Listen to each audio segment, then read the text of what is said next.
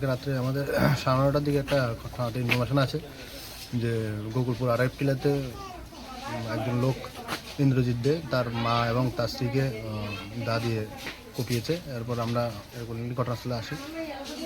আসার পরে দুজনকে হাসপাতালে শিফট করা হয়, দুই ইনজুরকে, তারপর ওদের জিবি হাসপাতালে রেফার করা হয়।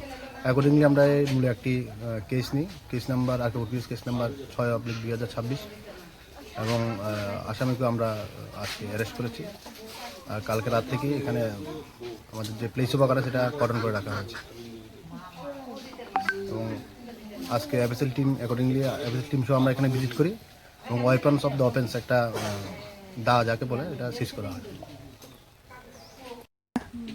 কি হয়েছে এটাও জানি না। ওখানে আমি কইতে আছে আমার মাসি আমরা পূজাতে গেছিলাম, যাই আসাইরা শুনতে আছি মাসি ফোন যেমন আইছে, মাসি আমার মামির আর দিদিরে খাইতে লাগছে। এইটা শুনে সেটা তো এরপর আমরা বাড়িতে গেছি দৌড়াইয়া, বাড়িতে আবার দৌড়াইয়া সাইডে এদিকে আইছি। এদিকে আইতে আইতে তারা কেউ নাই, আইয়া সাইডে তারা বান্ধে রাখছে। আর এরপরে দিয়া পুলিশ টুলিশ আইছে শেষ। কে মারছে, কার উপরে কে মারছে এটাও দেখছি না, তে মারছে বুঝলা কইতে চক্ষণে শুনতে আছি, মানে অজিত মারছে। এখন আমিও চোখে দেখছি না। আচ্ছা, অজিতের নাম কি? ইন্দ্রজিৎ দে। আচ্ছা, কার উপরে মারছে? অজিতের বউরে, অজিতের মারে।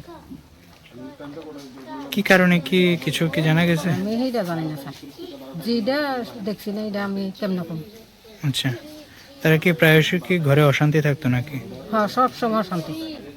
আরো একবার তারা থানার মধ্যে তুলে দিছিল, নিয়ে ওই সারিয়া সন্ধ্যার সময় আবার সারিয়া দিছিল। আমরা কইছি যে কি তারা কদিন রাখো, রাইতে সারিয়া তার একবারে জিয়ালো রাখো, জিয়ালো রাখলে আমরা বউটা কোনো রকমের শান্তি পাইব, পোলা মাইয়া লইয়া সারিয়া খাইতে পারবো। তবু তারা শুনলো না, থানাওয়ালা শুনলো না, আবার সাইরা দিছে। এই সাইরা দনে একটা দিন বালা আছিল, এরপর হইতে আবার লাগবে।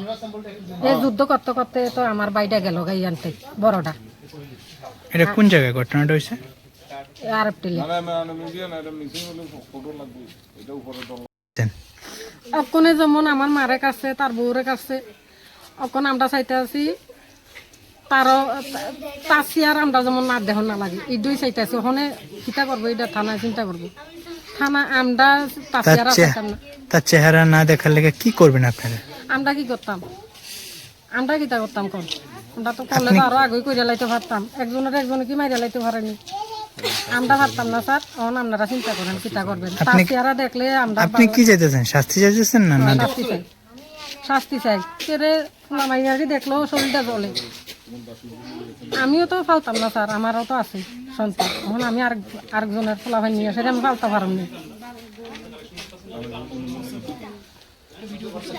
এখন বর্তমানে তারা কিরকম অবস্থায় আছে জানেন? তারা ফোনে শুনছি যে মানে বেশি ভালো না, খুব